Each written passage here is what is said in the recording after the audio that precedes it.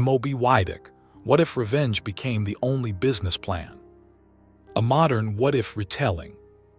Chapter 1, Call Me Ishmael. Call me Ishmael. It is not the name on my employment records, but it is the name I have come to think of as belonging to the person I was during the 11 months I worked at Pequod, and that person feels distant enough now that a borrowed name seems only fair to him. I came to the company the way a drowning man comes to a floating door. I had been out of work for the better part of a year, a stretch of time that does something quiet and corrosive to a person, teaching him to read rejection in the tone of an automated email, teaching him to flinch at the word unfortunately. I had a degree that had promised more than it delivered, and a savings account counting down toward a number I did not like to look at. And in that condition, when the recruiter's message arrived, it did not feel like an offer. It felt like a rescue. Pequod. Even the name carried weight in those days. It was one of those companies that people in my field spoke about in a particular lowered voice, the voice reserved for the legendary and the doomed in equal measure. You could never quite tell which, and that ambiguity was, I think, most of the allure. They had built something years ago that had genuinely mattered, a product that had, for one brilliant season, reshaped an entire market. And then something had happened. No one told the story the same way twice. There had been a catastrophe, a betrayal, a collapse, a giant competitor that had come down on them like weather and left the company gutted, its founder maimed in some way that everyone alluded to and no one described. But Pequod had not died. It had come back. It was hiring again. And to a man treading water for 11 months, come back from the dead sounded a great deal like, will not let you drown either. Office, when I arrived on my first morning, did nothing to correct the impression. It had the specific electric atmosphere that only two kinds of companies possess, the ones about to change the world and the ones about to detonate, and I did not yet know how often those are the same company. There was free food, of course, and the exposed brick and the standing desks and all the other liturgy of the ambitious startup. But underneath the standard issue optimism there was something else, harder to name. A kind of charge. People spoke to each other with the intensity of soldiers rather than colleagues. There was a sense, everywhere, of being enlisted in something, not employed by it, enlisted in it. And though I could not have told you toward what, I felt myself within an hour, wanting badly to belong to it. That wanting, I have come to understand, is the first thing a place like that gives you, and it gives it to you for free, and it is the most expensive thing you will ever accept. My onboarding buddy was a man named Pequod. That was not his name either, but it is what I will call him, because he was foreign to that world in a way that the name captures better than his real one would. He was older than most of the staff, mid-40s, an implementation engineer of a caliber I had never encountered before or since, the kind of engineer who has stopped performing his brilliance because he no longer needs anyone to be impressed by it. He was quiet to the point of being alarming at first. He wore the same 3 shirts on rotation, drank an enormous amount of tea, and covered every surface near his desk in handwritten diagrams that I could not read, and that turned out on inspection to be flawless.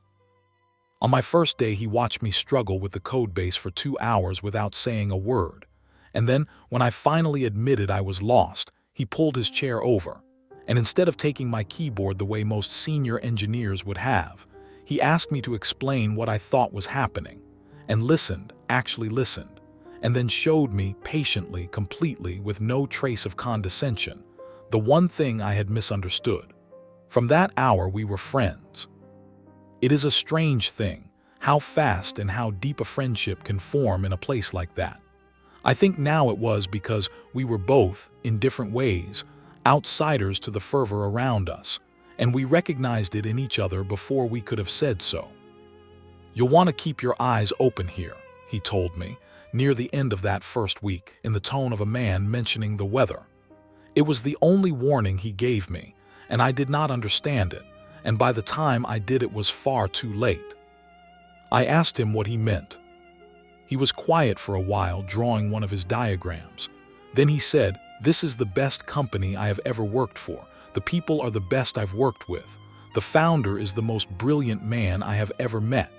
He set down his pen, and I think it is going to kill us all. I have not decided yet whether that changes anything, that it will kill us. That is the part I am still thinking about. I laughed because I thought it was a joke, the dark humor that engineers use like a second language. He did not laugh. He picked his pen back up and returned to his diagram, and I went back to my desk with the first cold seed of a feeling I would spend the next 10 months trying to talk myself out of. I had not yet met the founder. Almost no one had in those first weeks. He was spoken of constantly and seen never, a presence felt through the whole building the way pressure is felt before a storm, referenced in every meeting, invoked in every decision. What would he want? What would he say? Run it by him first. And yet he remained off stage.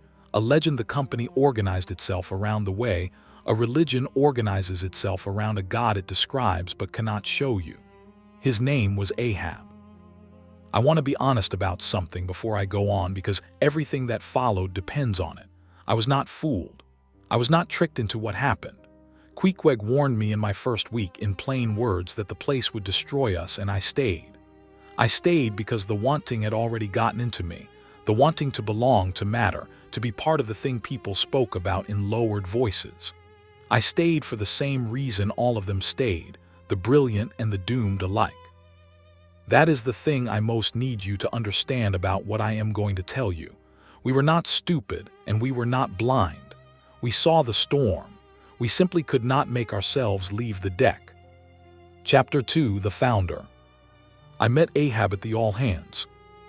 They held it in the largest space the office had, and for the first time since I had joined, the entire company was in one room. Every engineer, every designer, the sales team, the small, exhausted operations staff, all of us packed in and buzzing with the particular anticipation of people who have been promised, at last, a sight of the thing they serve. The lights were low. Someone had thought about this. The whole event was staged with the instincts of a man who understood that a god must be revealed, not merely introduced. And then he came out, and the room did something I had never heard a room do. It went completely silent, all at once, the way a crowd goes silent not from respect but from a kind of involuntary attention, the way you go silent when something large moves nearby in the dark. Ahab was not physically imposing. That surprised me. I had built him up into something enormous, and the man who walked out was lean, gray, somewhere past 50, moving with a slight but permanent hitch in his stride. The injury, I understood at once, the thing everyone alluded to and no one described. He had hurt his leg badly at some point, and it had healed wrong, and he walked now with a controlled, deliberate limp that he had clearly refused to let slow him down, which somehow made it more visible rather than less. But the surprise of his ordinary body lasted only until he began to speak, because the moment he spoke I understood what the lowered voices had been about. He had the rarest and most dangerous gift a human being can possess. He made you feel that the most important thing in the world was happening in the room you were in, and that you had been chosen to be part of it. He did not talk about the product. I noticed that even then, in the fog of my own enchantment. He did not talk about customers or growth or the market or any of the things I had assumed a founder talks about. He talked about a wound. He told us the story no one had ever told me straight, and that he now told in front of the entire company with a control so total it was more frightening than raw emotion would have been.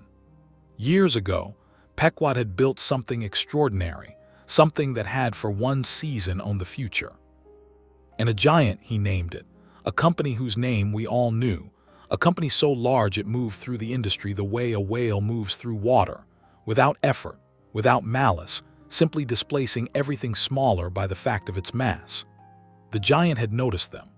It had copied what they built, buried them in resources they could not match, cut off their oxygen through partnerships and platforms it controlled, and in the space of 18 months had reduced Pequod from the future to a cautionary tale. Ahab had lost nearly everything. His reputation, which had been the reputation of a visionary, had become the reputation of a man who had flown too close to something and been burned. And the leg, he referred to it directly, tapping it once, the only gesture he made in the whole speech. The leg had been an actual accident, a fall during the worst month of the collapse, but he had fused the two injuries together in his own mind until they were one wound, the physical and the professional, a single mutilation delivered by a single enemy.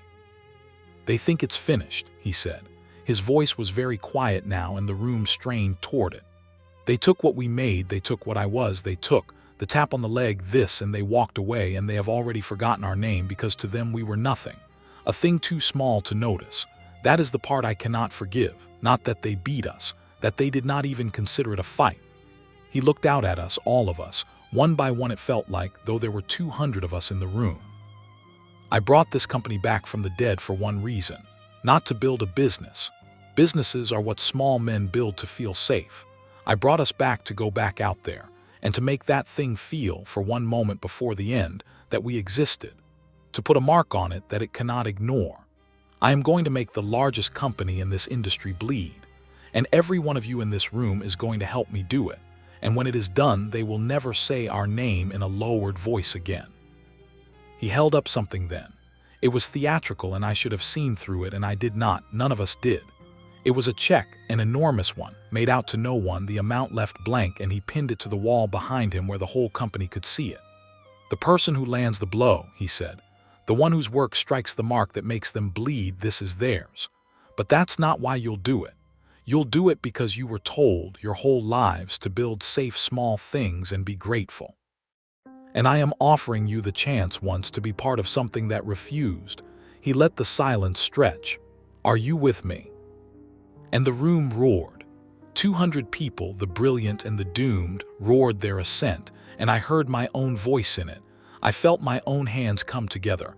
I felt the wanting rise up and answer him before any part of my judgment could get a word in.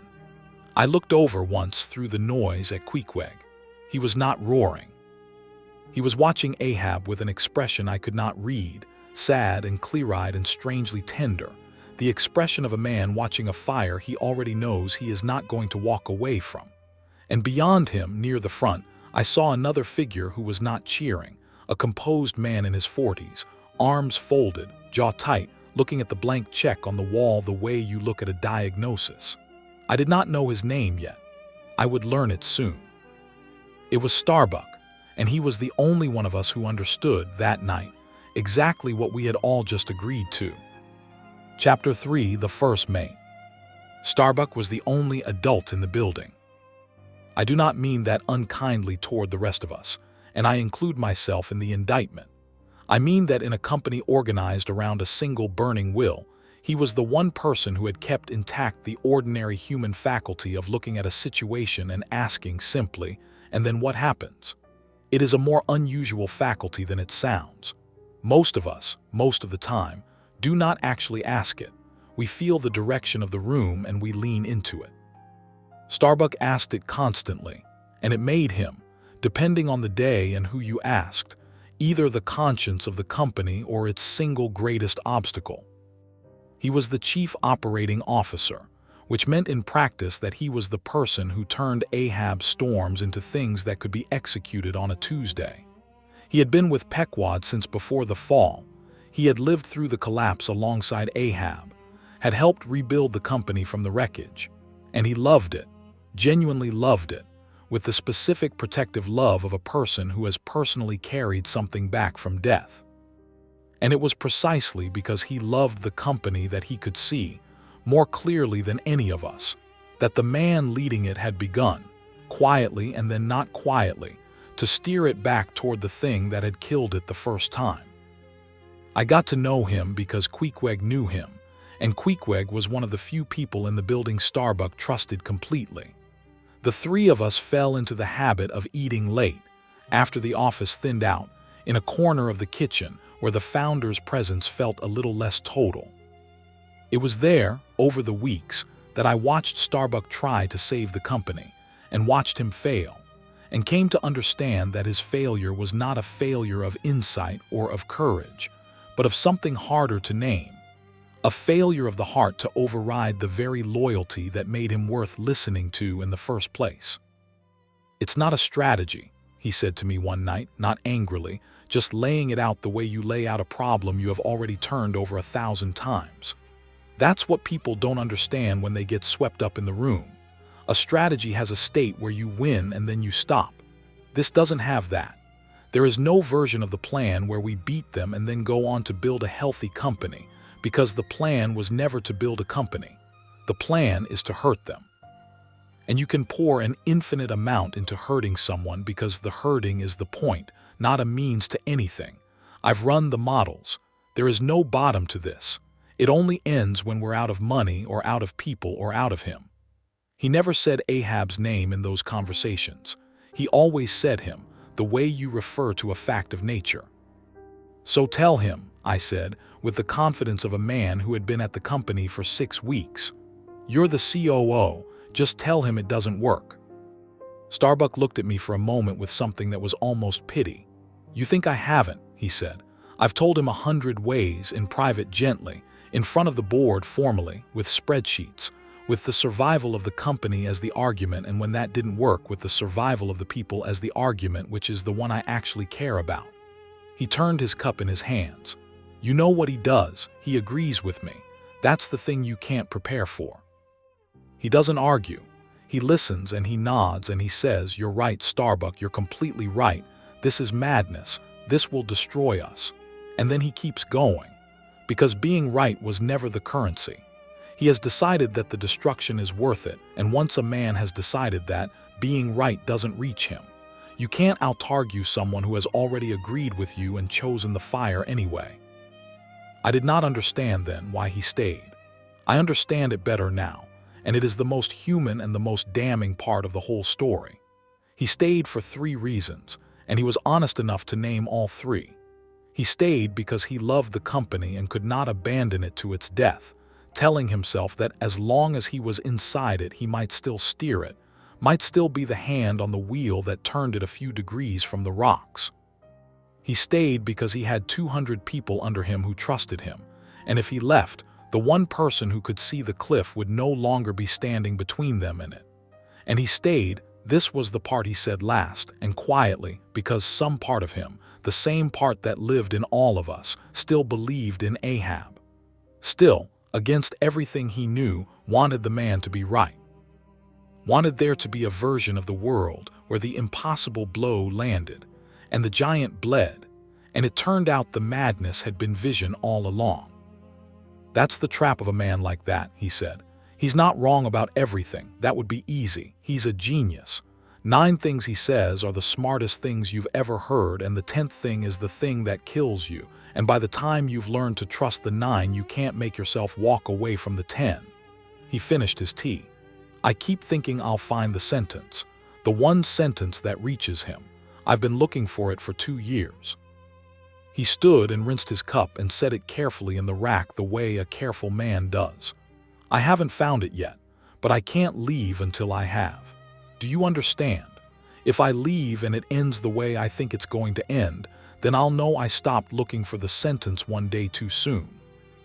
That, I think, is the truest and saddest thing anyone said to me in my entire time at Pequod.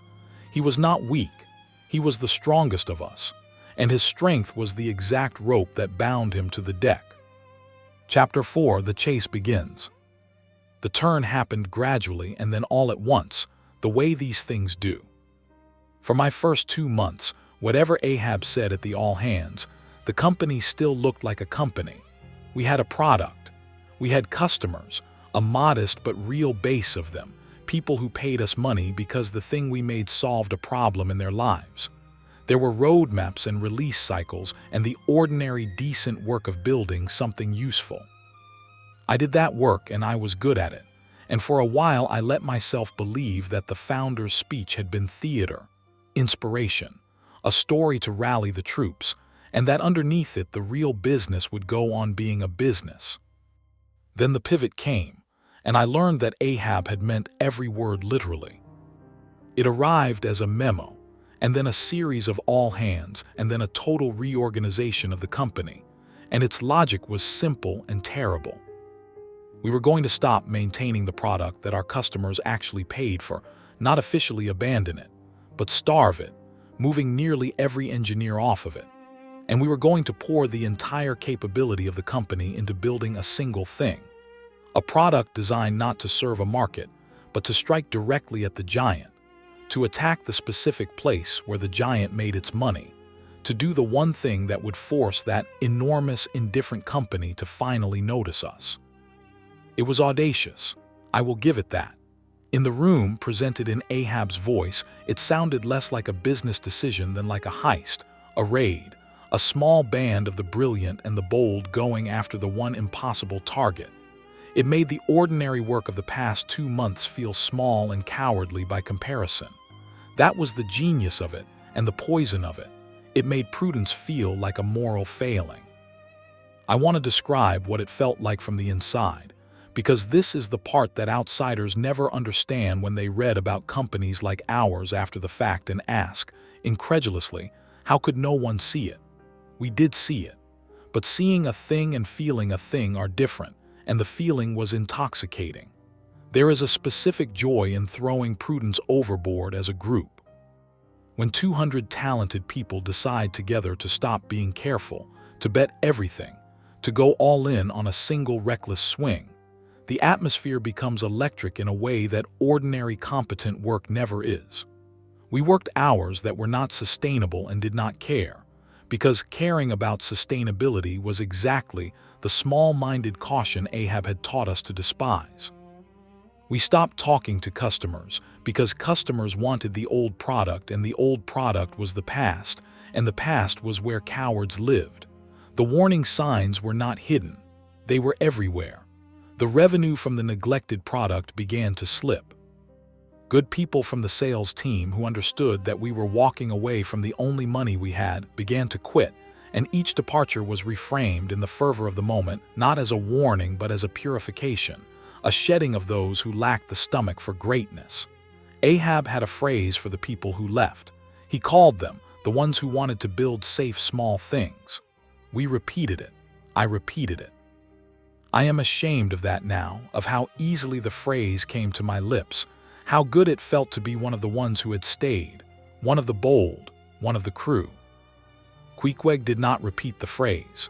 He kept working. He worked harder than anyone, in fact, his diagrams multiplying across every surface, because the thing Ahab wanted built was genuinely difficult, and Pequod was the only person capable of building the hardest parts of it. This confused me for a long time.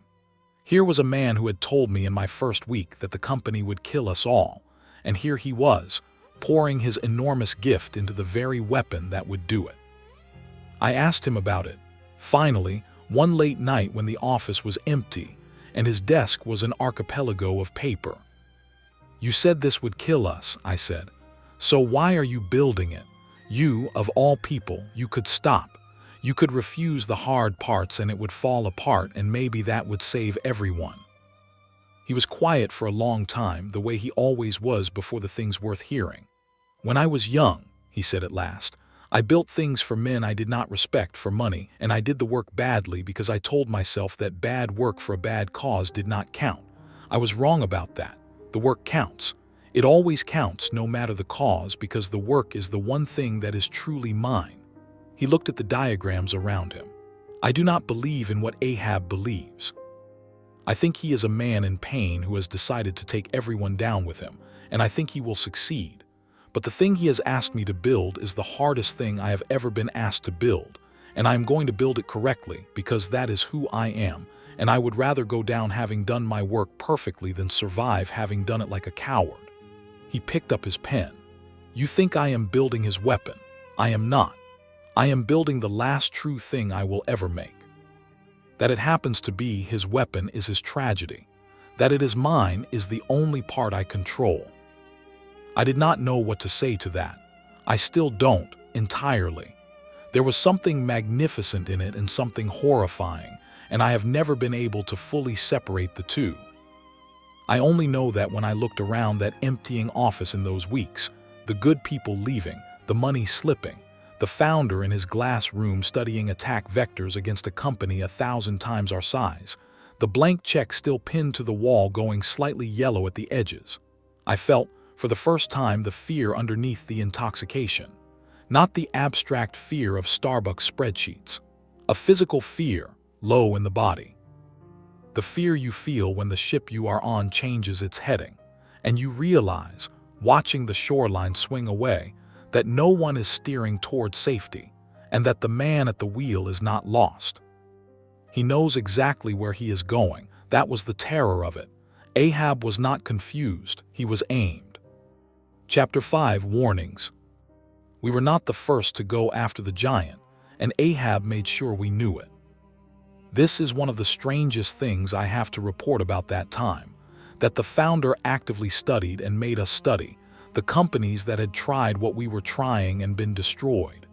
Most leaders would have hidden that history or spun it or forbidden anyone from speaking of it. Ahab did the opposite. He collected the wrecks. He kept a kind of private museum of them, and in the all hands, he would walk us through their stories one by one, and I understood only much later that he was not warning us with them. He was inoculating us. He was taking the most powerful evidence against his own plan and diffusing it in advance by telling the stories himself on his own terms, before anyone could tell them to us as cautionary tales. There was the first one, a company we all remembered that had launched a direct assault on the giant's core business 3 years earlier. Brilliant people, enormous funding, a genuinely superior product. The giant had not even fought them directly. It had simply lowered its own price to zero for 18 months, absorbing a loss that would have killed anyone smaller as easily as a man absorbs the cost of a cup of coffee, and waited, and the challenger had bled out and died, and the giant had quietly raised its prices again the month after the funeral. Ahab told that story with something like reverence.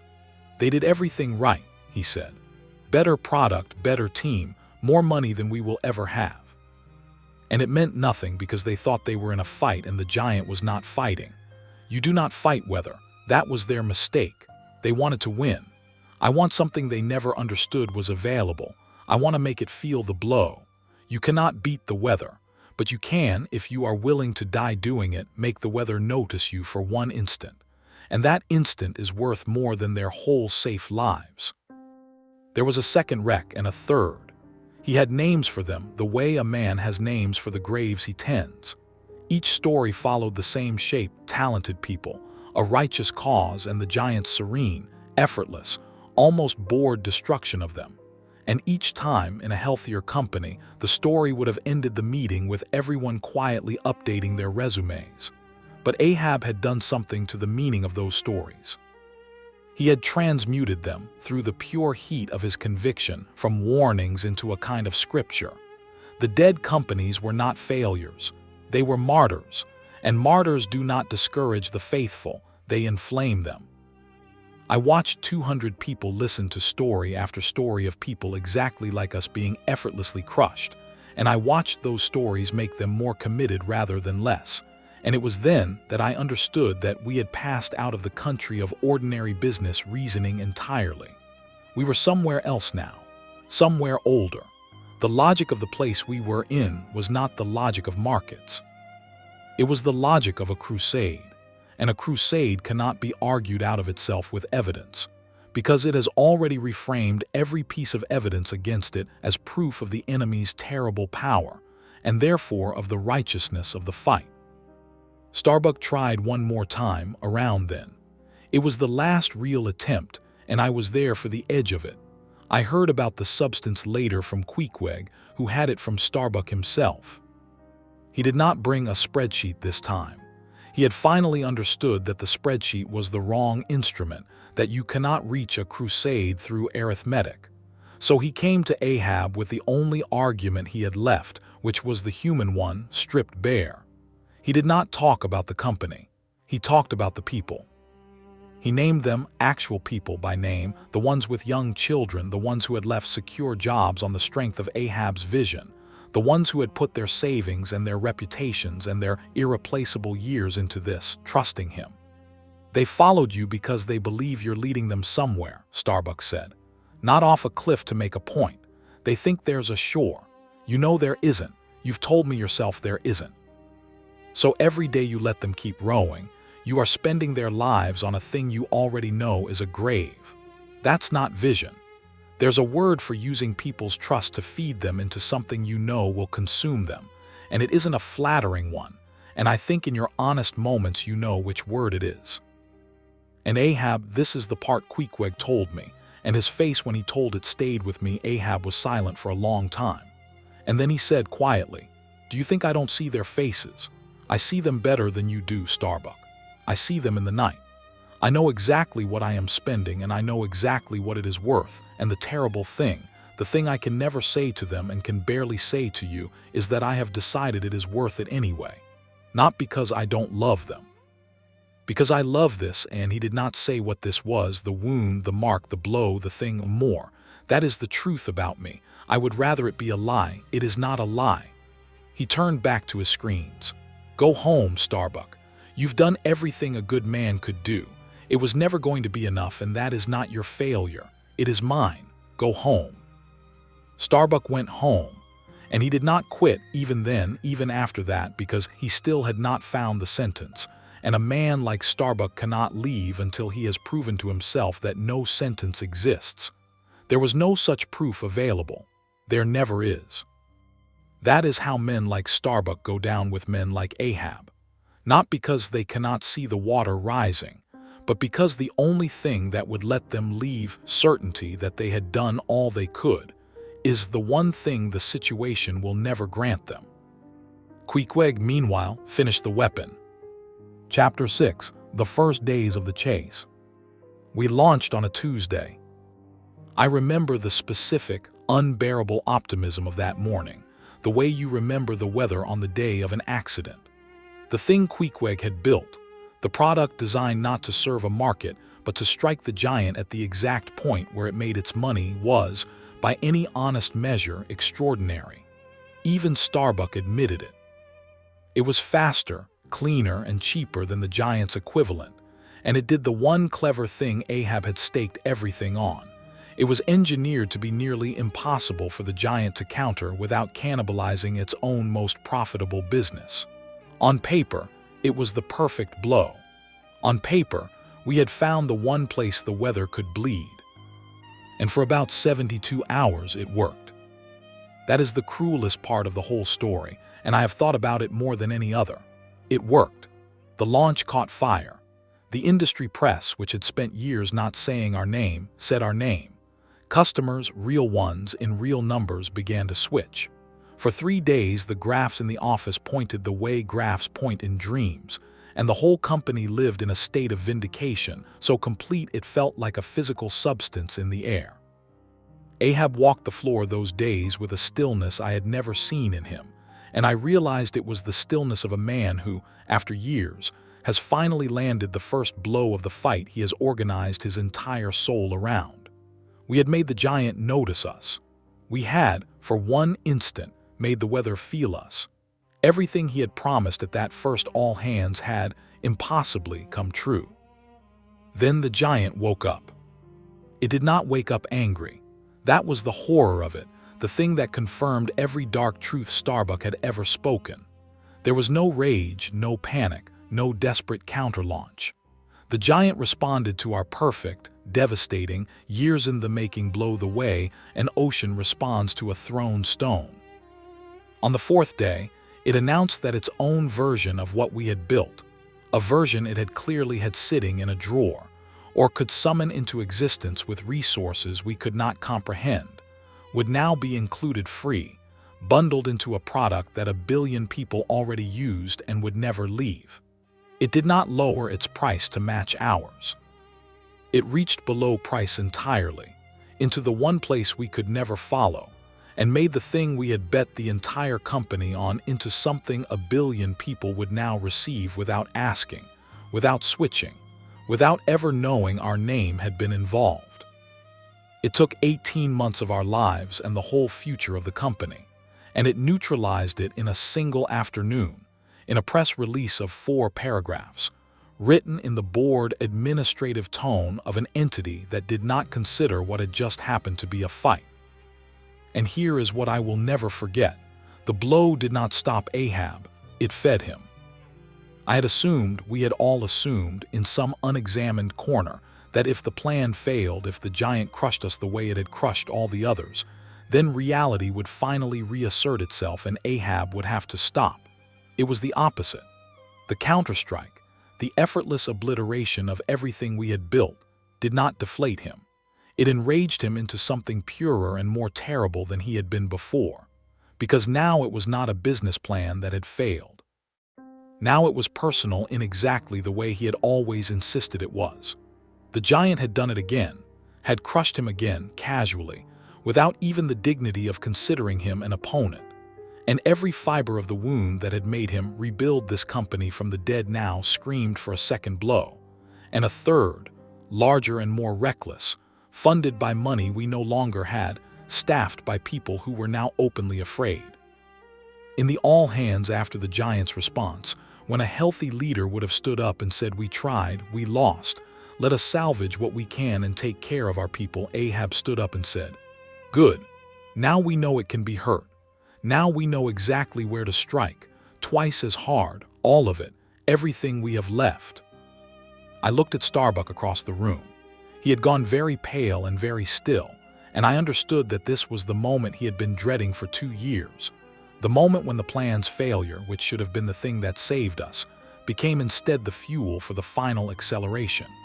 He had always known the plan could not succeed. What he had not fully let himself believe, until that instant, was that its failure would not stop the ship but only make Ahab throw more of us into the furnace. He opened his mouth. I saw him reach one last time for the sentence, the single sentence that would reach the man and turn the wheel and save us all. I saw him find it, or find the closest thing to it he would ever find. And I saw him understand in the same instant that even the perfect sentence would land on Ahab exactly the way our perfect product had landed on the giant. Noticed, absorbed, and changing nothing at all. He closed his mouth. He did not say it, and I knew then that we were going to go all the way down. Chapter 7: The Wreck. The end took about 4 months, and it had the quality of a shipwreck watched from inside the ship. Slow enough that you kept believing, right up until the water reached you, that something might still turn it, and fast enough that when it finally came, it came all at once. Ahab spent the money we did not have. He raised more on terms that a sane person would not have accepted, mortgaging what remained of the company against the promise of a second blow, and then a third. He did not raise it by lying, exactly, that was never his method, but by the far more dangerous act of telling the truth in the voice of a man who cannot be doubted. Investors who should have known better gave him money for the same reason we all gave him our years, because in the room, in his presence, the impossible sounded not merely possible but inevitable, and prudence sounded like cowardice, and to refuse him felt like being one of the ones who wanted to build safe small things. He was a genius at the thing that had always been his true and only genius, which was making other people spend their lives and their capital on his wound. And the wound was bottomless, and so, therefore, was the spending. We built the second blow, and the giant absorbed it without visible effort, the way it had absorbed the first. We built the third, smaller now, because there was less of us to build with, and it landed on nothing. Each failure removed people.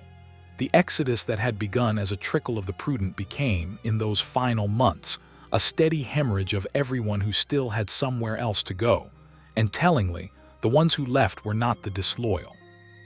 They were the ones with the most options, the most talent, the clearest sight, the young engineers with families and the veterans who had seen this before. What remained as the water rose was a distillate, the true believers, the ones with nowhere else to go, and the few, like Starbuck, held to the deck by a loyalty they could no longer justify and could not make themselves break. And Queequeg stayed to the end, and I have to be honest that I never fully understood it, though I think I understand it better now than I did. He was not a believer. He knew precisely what was happening. He had known from my first week. He stayed because he had said he would build the last true thing correctly, and building it correctly to Queequeg included seeing it through, not the company's fate but his own works, with the same integrity he brought to a line of code. He would not abandon a thing halfway simply because it was doomed. The ship sinking, he told me in the last month in the emptying office, is not a reason to do my work badly on the way down. It is the opposite. It is the only time the work is purely for its own sake, since there is no longer any reward to confuse it with. I told him he should leave. I told him I was leaving, that I had decided that I could not watch the rest of it. He nodded without judgment. "You should go," he said. "You are young and this is not your work, it is only your job, and you have not lost the ability to tell the difference. That is the thing to protect. Go and protect it." He went back to his diagrams. It was the last real conversation we had. I left 3 weeks before the end. I want to be honest about that too, because this whole account has been an attempt at honesty. I did not go down with the ship. I saw the water reach my knees and I climbed over the side and I swam, and I have carried the strange survivor's shame of it ever since. Not because leaving was wrong. It was the only sane thing to do, but because sanity felt, on the way out, exactly like the cowardice Ahab had taught us to despise. And it took me a long time afterward to untangle the two and understand that they had never been the same thing at all. I was not there for the final day, so I have it secondhand from the few who were, and their accounts agree on the shape if not the details. There was no dramatic collapse, no single catastrophe. The money simply ran out, the way it had always been going to, on an ordinary afternoon. The last funds cleared the last payroll and there was nothing behind them, and the thing that had been Pequod ceased over the course of a single week to be a company at all, the accounts frozen, the servers wound down, the office lease surrendered, 200 people's shared years dissolving back into the neutral air they had come from. The giant, needless to say, did not notice. It never issued a statement. It never named us. To the weather, we had never happened. That was the thing Ahab could not forgive at the beginning, and it was, with a symmetry too cruel to be called poetic, exactly the thing that was true at the end.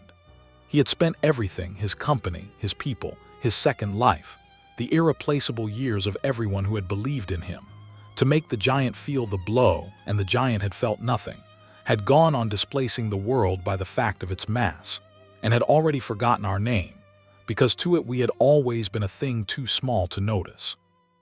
Ahab did not survive the end, though I do not mean he died in any way the world would record.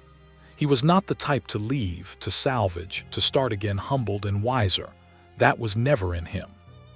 He stayed in the emptying building to the last hour, they say, and when there was nothing left to lead, he simply went down with it, into a silence and an obscurity from which he never re-emerged. A man who had been a legend spoken of in lowered voices and who ended as a name that even the lowered voices stopped saying. He got, in the end, the one thing he had raged against his whole life. He was not noticed. And Starbuck, good, strong, doomed Starbuck, who never found the sentence, went down beside him, having done everything a good man could do, which was, as Ahab had told him, never going to be enough and was not his failure. Pequod I lost. I have looked for him in the years since.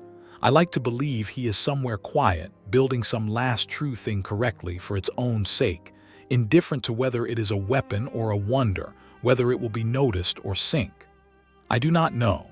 The wreck scatters its survivors and does not tell them where the others washed up. As for me, Ishmael, the borrowed name of the man who swam, I carry one thing away from all of it, and I will end with it, because it is the only conclusion I have earned. People who hear this story always ask the same question, the incredulous one. How could you not leave? You saw it. You were warned in the first week. How does a room full of brilliant people row an obvious grave? And I used to try to explain about charisma, about the intoxication of the all-in bet, about the way prudence gets reframed as cowardice. All of that is true, but it is not the center. The center is this. Ahab did not sink us by hiding the truth.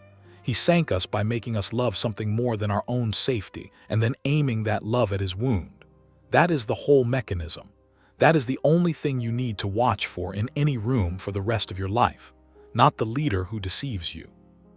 The leader who inspires you genuinely, magnificently, truthfully, and who has quietly decided that his wound is worth more than your life, and who is gifted enough to make you agree.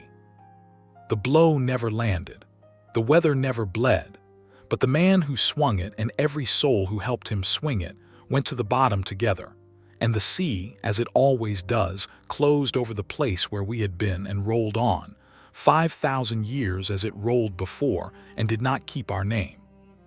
The end.